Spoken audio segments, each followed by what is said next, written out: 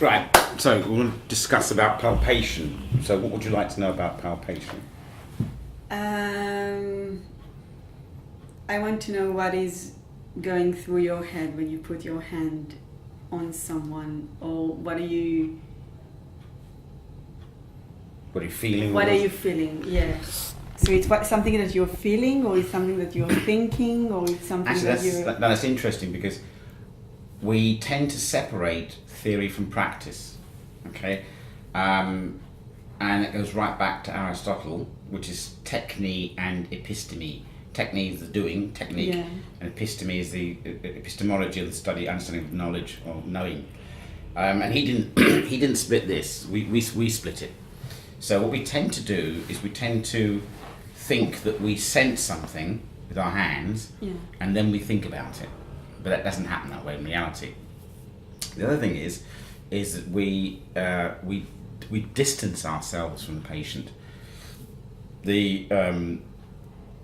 By distancing ourselves, and this comes through language, so we objectify the patient. The patient's there, I'm here. Yeah. So we want to feel the patient. In fact, and then of course you have this mental image of all the nerve impulses going up your body and into your brain, and then you can feel the patient. Well, that's very sort of mechanistic. Yeah. The mechanistic is a very, very shallow approach. What we want to have is a more of a dynamic or phenomenological approach, which is basically that you are not passive in the act of palpating. So we become too passive. So it's as if we touch something, it's like electric wires, it goes up and goes to the brain and we feel something. Same as seeing. Seeing is not light entering the eye and then it goes to the back of stimulates all the nerve endings, then it goes to the occipital part of the cortex and suddenly you see. So what we've been done, philosophically, we've been made passive in the whole process of palpation, yeah. as if we're just a receiver, okay? When in fact it's the opposite direction. You are active in the process of palpation. So you should be thinking through the experience, not thinking at the experience. Yeah. So as you're palpating, if you're very attentive to yourself doing the palpation, instead of what you're palpating, it gets deeper in you. You can actually palpate more, you can see more. Yeah. And osteopaths talk about listening to the patient. Well, that's just nonsense. You can only see, okay? You can't, because the word theory means to see, from Theaetetus, Plato's play, which we get the word theatre. Mm-hmm. So if you want to improve your palpation, be attentive, not intentive, attentive to what you're palpating. And remember that Aristotle said, what you change also changes you. So be open to be changed by the experience of palpating. Yeah. Does that make sense? Yeah, it makes sense. But if I understand you correctly, then I see that it's very subjective. So my experience going to be totally different to your experience if I will, as practitioners. That's not subjective, that's real. That's objective, not subjective. Okay. Because once you have the objective-subjective duality, then we're back to Plato, we're back to making you passive as a subject again. Aristotle said there's no such thing as cause and effect. Cause is the foundation of effect. Yeah. Okay. So we always think of ourselves as being the subjective, and of course measurement is the objective, is the object. Right? In fact, the method I've just described to you is more objective, because I want you to become the patient. Yeah. You become the object, as opposed to subjective, which means you separate yourself from the patient. Yeah. So to become the patient means you become the object. Okay. So, but you'll find, for example, your diagnosis, for example, at the end, going to be different to my diagnosis. Not really. Not really. When you try and measure intersubjectivity or intersubjective, they do this all the time. This is the whole process of change again. We're not meant to feel the same thing. We're not meant to feel them because we're two different people. Yeah. Life would be standardized. It'd be standard life. There'd be standard experiences. What they don't seem to understand is when they're measuring things like, I don't know, so-called cranial rhythm or breathing rate, they're looking for the standardization. Yeah. It's not meant to be, it's meant to change. It's meant to be different. So we should be looking at the differences between two people palpating, not looking for a standard. Okay. It's the differences that make nature change, not the same. Yeah. Every flower's different. Yeah. So if we look at those differences and we try and be more dynamic with the differences, then we'll understand the flower. But we don't. We want to standardize it. And by standardizing it, we kill the experience. So when people say, oh, well, if you palpate something and then I palpate something, it's going to be different. It's meant to be different. Yeah. This goes against everything we've been taught in science. It is. And that's because we're... If people are different, if situations different, then it sort of maintains the qualities of nature. Nature's not a quantity. It's a quality. So what do you think about all the research out there that are... All the... Research. Into the what? Studies that are doing in manual therapy. So two practitioners are doing the same treatment. Exactly. They can't, which is impossible. Yeah. It's a lie. It's a complete and utter lie. All the research into manual therapies, into all these sort of physical therapies, as I call them, it's just a collection of standardizations. That's why they don't go. That's why they can't go further forward, because they're not bringing in differences as well. Yeah. So your practice is not. You're not looking at these studies, and you. No. You go. Because it's just pointless. It's not formulated. It's pointless. I was going to say, if you. I remember a few years ago, this osteopath said that she writes everything down that she does. Okay, everything. It's like a full page every time. Mm-hmm. Anyway, I said, how long was the treatment? And she said, well, the treatment could be up to half an hour with the treatment. I said, well, if you read that page back to me, how long would it take for you to read the page back to me of what you did? 2 minutes, 1 minute maybe. So I said, well, what's happened to the rest of the time? You can't. We standardise the experience, but the experience takes up a lot more of our time. Yeah. Things you can't write down take up a lot more of the time than the things you can write down. Yeah. If you said soft tissue to lumbar rectus spinae, you wrote that down, but it doesn't tell me how long you did it for, how deep it was, why you changed. Did you hear a plane go by and suddenly it changed the tension? It tells you nothing. When you say experience, you also means about the interpersonal interaction between you and the patient, or it's not. You can call it interpersonal, but again, you're separating. Yeah. Means a point. To come to an interpersonal relationship, there must have been a point at which the two were totally separate and independent. Yeah. Which can never happen, because we're all together on the same planet. So they can't. So our language is really important for understanding. And you can talk about interpersonal. You can also talk about objective, subjective, but. And you think that some of it is the way that you speak with a patient? No, also, our language forms our concepts. The language that Okay. forms our ideas. The language that forms. So when we have the style of language we use, and this is a very Western thing, the style of language we use discloses the experience for us. It brings the experience out for us of what we're doing.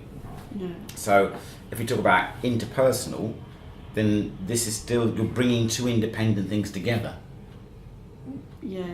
But we are a bit independent, like to. We are a bit, yeah, but we're not totally independent. No. We're self-distinguishing. We're self to a point. But if things were independent at any time, that you'd just be cut off from everything, which is impossible. Yeah. It's like you know, if you're. We talk about interconnecting things or bringing things together. That's on a superficial level, because, you know, everything is the same matter. If we go down to the basics, it's all the same. It's just that the perceived independence is a sense of self-determination, a part of, you know, you being that is an inner principle which drives your metabolism separate from my metabolism. But that's superficial. Yeah. The deeper knowledge is all the same. It's like there was a guy, what's his name? Basil Healy, the physicist from Brunel, who said that, you know, physics is biology at a deeper level. Right? So all our physicalness is biology at a deeper level. So this is why if we think at a deeper level, we'll perceive at a deeper level. But the thinking isn't in the patient. So when for example, if you're palpating a patient, you say, I want to palpate the cranial rhythm or I want to palpate fluid motion, by doing that, you become aware of something. Whether it be tension change or movement or anything else. once you become aware of something, you're separate from it. Because I am here, it is there. So how do you do it then? Right. So what you have to do is not to be I don't palpate in the patient. I'm not palpating the patient. I'm allowing myself to be changed by the experience of the patient. It's the other direction. But what do you feel? Do you feel motion? Do you feel? No. You can see. It's not feeling. It's seeing. Okay. I want to see what's wrong with the patient. Yeah. It's like walking into a room and seeing the chair you want to borrow or seeing the pen you've been looking for. So when I palpate the patient, I'm not excuse me, I'm not being attentive to the patient. I'm being attentive to myself doing the palpating. I've backed up a little bit. I've come back to me. Okay. But you know you're looking for a problem, for something. Yeah, but I'm not looking for it. I want to receive it. I want it to form in me. Okay. Not in the patient, because I'm not treating the patient as a separate object. So basically, I want the experience of the patient to change me, not me looking in the patient. Okay. It's a bit like going through And how does this change? Your sense of awareness. Okay. Right? So let's say, but you're not aware of something. You must not focus on one thing. I used an example the other day. Let's say you have to walk through a forest at night. There's no path. Okay, but you see a house on the other side. You also know there's a murderer in the area. Okay, and it's dark. When you go through that forest, what would your sensitivity be like? You'd be hypersensitive. Exactly.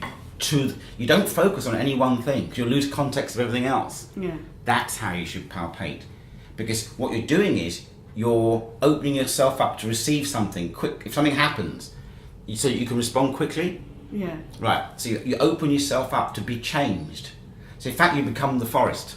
Okay. So any small noise, because if you focus on one thing, yeah, you're going to lose context. Okay. So I understand in terms of the forest, but here it is noise no, seeing. Seeing. It comes to you. Let it come to you. Okay. Don't go to it. So let it change you. So a good example, when I do my class, I'm doing an advanced class next year in Holland. When I do my classes in advanced palpation, I'm saying I get people to sit there for a second, just imagine what you feel like in the dark, walking through that forest. And you find you just open up. You just open. Yeah. Then you palpate the patient and they go, whoa, because they say the patient's ankle feels bigger, feels twice the size, and they can see more clearly. Because you made yourself so sensitive, you don't have to push hard. The ankle comes to you, you don't go to the ankle. Yeah. So next time you palpate an ankle or the head or anything, make yourself relax, make yourself feel with your whole body, don't feel with your hands. Okay. Because when you walk to that forest, your whole body is alert. Yeah. You don't want to react too soon, you don't want to react too late, so your whole body's alert. So once you palpate the patient, if you palpate an ankle, it suddenly goes 2-3 times the size, you can see more clearly. And the seeing is in you, not in the patient's ankle. Okay. So that's the experiment we tried. Yeah, it's a kind of hypersensitivity, but you must allow yourself to be changed by the experience. And you feel that you're still developing this?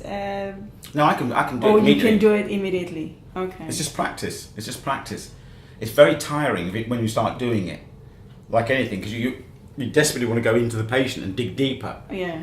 To look more, but of course it's like a rabbit going down a hole. It actually gets smaller. Okay. Because once you palpate something, and you attend to it by intending specifically, you lose context, and therefore it becomes physical therapy. Yeah. Because physical therapy, by definition, treats you as a dead object. Yeah. So you get and lines, the Cartesian coordinates of flexion, extension, side bending, rotation, compression. So when I say to people in my lectures, look, I'd like you to examine someone's ankle in front of the class, it's not a trick, just examine the ankle. They will do dorsiflexion, plantar flexion, inversion, eversion, compression, traction. And then if I say to them, right, do it once again, but this time, no compression, no traction, no flexion, no straight lines, no circles. They put their hand on the ankle and they just don't move. Yeah. They just sit still. Okay?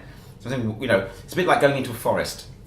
If you're on the edge of a forest and you try that flexion, extension, side bending aspect it means you have to run a straight line through the forest. How far are you going to get before you get hit? Yeah. Okay? So I say come out the forest again. Now go through the forest with no straight lines and no circles. Just go through the forest. What would you do? How would you walk? It depends how I was feeling, I think. If I was afraid that something will happen, It's daytime. Daytime. Sunny day. No, There's a so forest. I walk slowly. Right, And I'll try to see or to experience what's going on around me. You know, what I'm saying is physically, how would you walk through the forest? Would you walk in a straight line? No. Right. No. What would determine your direction, movement? There are trees, there are rocks or whatever, so I'll walk between them. Exactly. So now, if you consider the trees as bones and the bushes and the flowers as soft tissue. Okay. Okay, so now you go back to the ankle, and I want you to palpate the ankle as you would walk through a forest. What would be your hand movements? What would determine your hand movements? And whether you move them in a certain way. No, I think I'll just put my hand and I'll just feel. Feel what?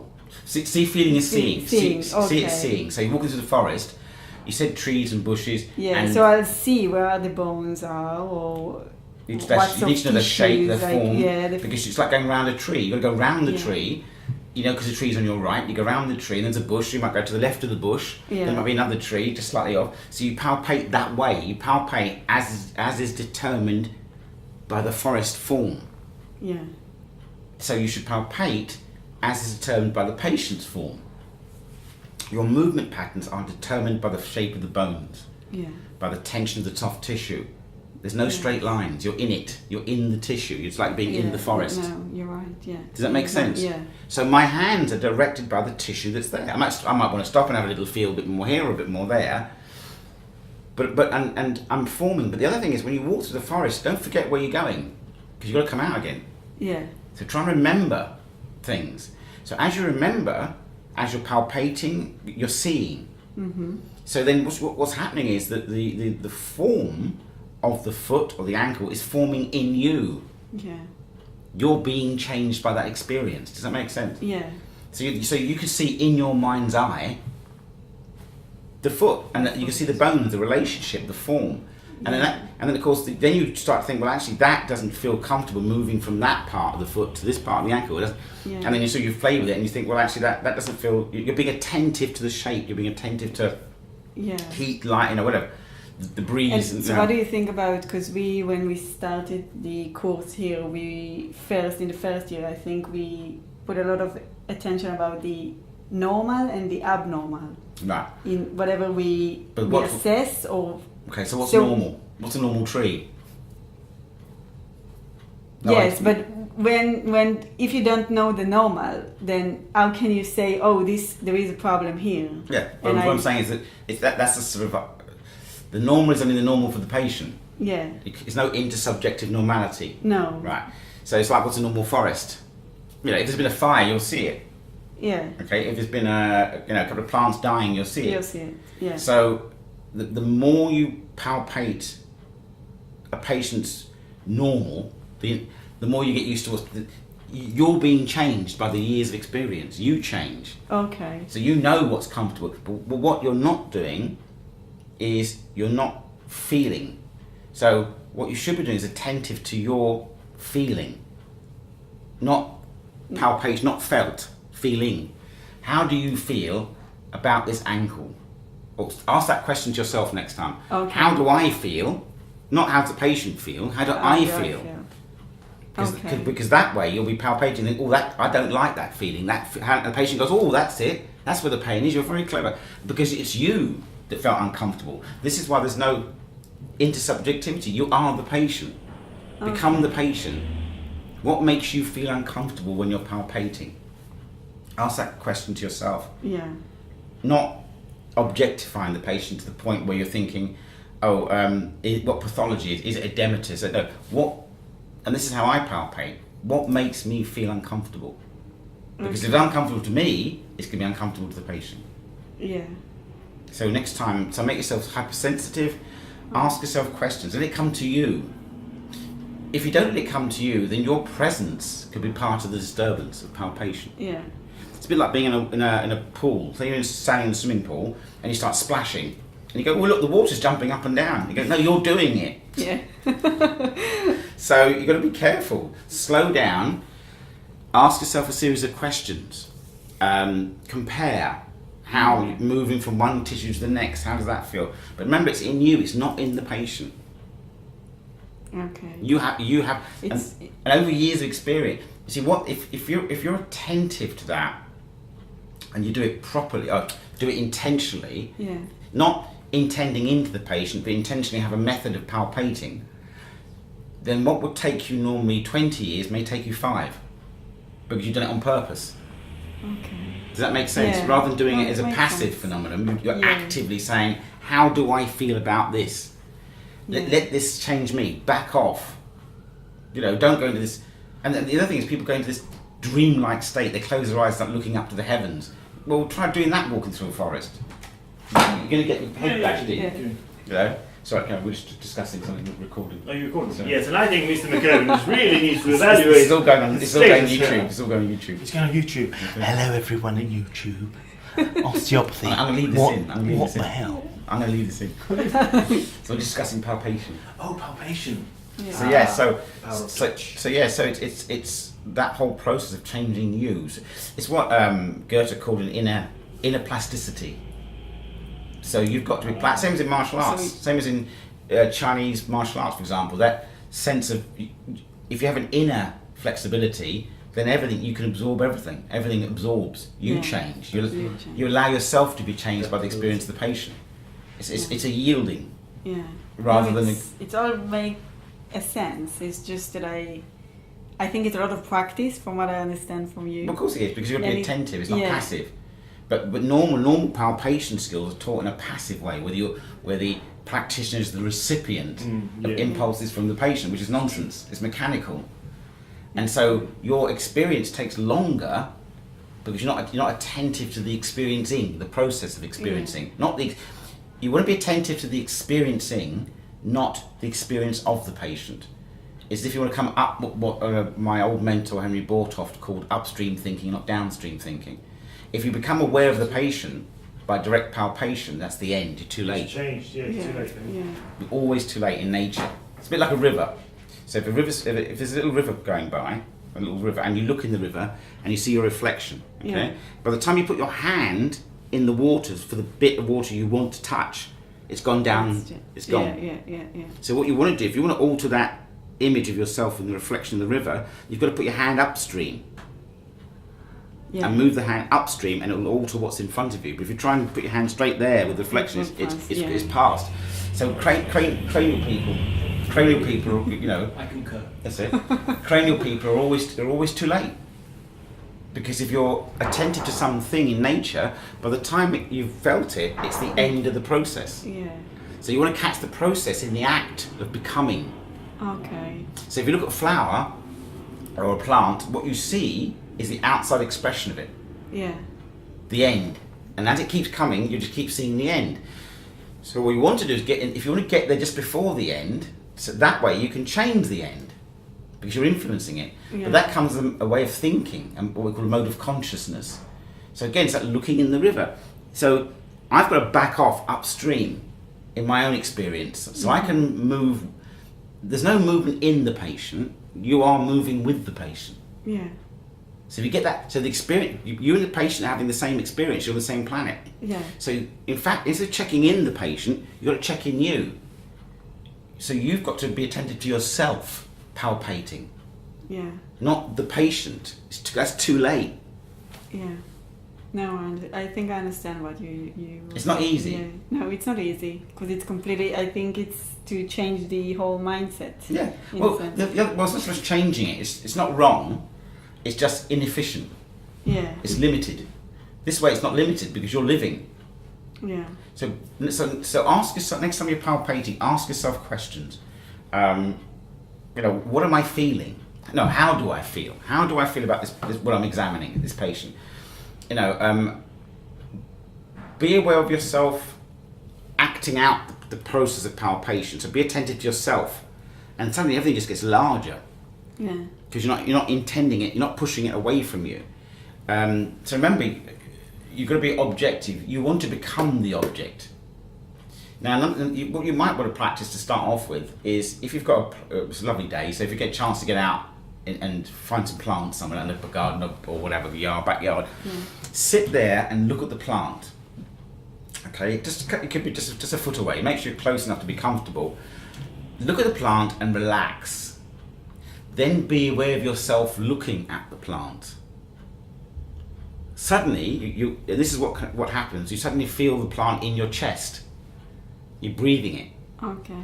It's if you're not separate. Now, I did this years ago, and I was looking at this plant in my back garden, and it was a big rubber plant, big leaves, and I was like sitting there looking at it, and I could feel it. I'm trying to relax. I want the plant to tell me something. I want to think like the plant. Okay. Yeah.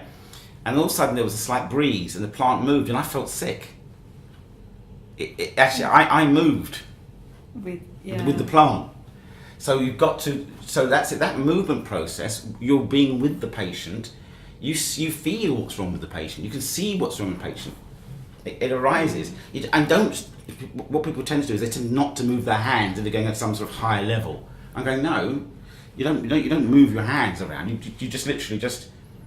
I mean, you move normally. You walk into things. You've got to walk through the forest. You can't just sit there. But if you try and palpate deeper into the patient, you're going beyond the phenomenon. It's what Goethe called going beyond the phenomenon. So you've killed the patient philosophically. The patient is now in parts. So if you palpate fluid motion, if you palpate cranial rhythm, whatever that is, if you palpate the dura, so you think you're palpating all these things, they are abstract generalities, they're parts. Yeah. That's not the whole. No, it's not a whole. Exactly. Yeah. So the whole is you. It's you've got to be aware of. You're treating the patient. I mean, I said yesterday in the video, a patient is not their immune system. A patient is not their musculoskeletal system. The patient is not the sum of the parts. The patient is a whole. Patients come into my practice not immune systems, not independent parts. Yeah. So when I see practitioners on YouTube or whatever, I see some crazy ones yesterday, saying I'm just gonna treat the fascia. No. How can you do that? You've abstracted a part, and a part of tissue, or a part of a person is meaningless because fascia doesn't come into my practice. Yeah. No, I totally agree. Yeah. So the whole is not a physical object. You can't say the whole is over there and I'm over here.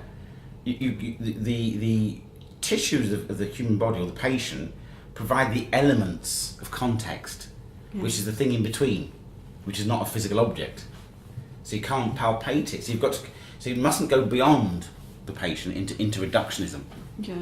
You want to hold back, so that you allow the patient to become you, and then you'll feel the pain, as in philosophically feel it. You go, oh, that's where the problem is. They go, oh, I didn't know that problem there. Not till you touched it. Yeah. Because it makes you feel uncomfortable. Does that make sense? No, it makes sense. So we can. And sometimes when you do get a patient and you started your examination or palpation, whatever, and you think it's something that you should refer on or send this because it's something that you cannot help. Yeah. Oh no! I mean, this is why clinical diagnosis is so important. Using your stethoscope, using your ophthalmoscope. This is all information for you. So if someone's got a very stiff neck and they get headaches, and you look in their eyes and you see, I don't know, atrial venous nipping or edema, this is part of the process. Yeah. You relate what you see to what you feel with your hands. You think, well, actually, I'm going to send you back to GP for further scans. But without good palpation and adding that information, it's meaningless. Yeah. It's putting it all together. And even when I use the stethoscope, I listen differently from the doctors. They're listening they listen generally to the beats, blah blah blah blah blah. Okay, yeah. But what else is happening? Because we only think about the patient cardiac wise. Mm-hmm. Listening to the heartbeats. Well, if I hear that heartbeat and I want to listen to the qualities, because that's the valve snapping, right? I want to listen to the qualities. Palpation isn't just the hands. So, do those qualities in me listening? Are they in context with what I'm feeling with my hands when I feel the patient's upper thorax? not so much put the patient back together again, but allow everything that's coming into your senses to be meaningful. Yeah. And that way, you'll go, hang on a minute, that heart sounds a bit thready. The patient feels a bit boggy. That doesn't work. If it's a man who's a very thick-set man, you expect the heart sound to be more heavier because of bigger muscle. Yeah. But if it doesn't sound like that, then I think you've got a problem. Yeah. But you might not have any disease. Does that make sense? Yeah, It's no, all it got makes to sense. marry Yeah. together. There's a person in front of us. There's a person there. So it's all got to be context. Otherwise, it becomes meaningless. Yeah. And so if you want to help somebody, they might think there's nothing wrong with them. But you go, well, actually, the ECG's fine, but this doesn't sound right. Yeah. There's something wrong. That may be the pre-clinical presentation before that becomes, because sometimes you can have blood tests, you can have all these things, and they're all normal. Yeah. There's nothing more sensitive than the human being that's highly experienced in Yeah. something. So this is about the method of experiencing, Yeah. the method of having experiences. Whether And the it's- experience of you going into the forest, which is the patient, for example, it is happening before you actually touch the patient, just when you see you see the him, people as they or- walk in the room, as you hear them. Okay. If you hear a very high pitched voice and a big man comes in 6 foot wide, you think there's something wrong here. Yeah. You know, Okay. rather than a big voice like that. Yeah. Yeah. So allow the patient's movements to move you. Allow the patient's gesture or expression. And we tend to see these things as subjective, but they're not. You can't have subjectivity if you have subjectivity, then you have to have objectivity, which means that there's a distancing in relationship. Nature has no distance. You can't say there's nature next door. So you should have no distance from the patient. It's like going into the forest. Yeah. You make yourself sensitive. You don't go into the forest looking for something, unless you are obviously looking for something. But if you look for something, then everything goes out of context. Mm-hmm. You've got to back off in your thinking. Be sensitive, be open, but be attentive. Yeah. Don't be open-minded. That's the wrong thing to do. Okay. Because open-minded means you're just waiting for anything to happen. No, be attentive, but be alert. So next time you palpate. So does that make sense? Yeah. No, it makes sense. Yeah. Good. Right, happy with that? Good.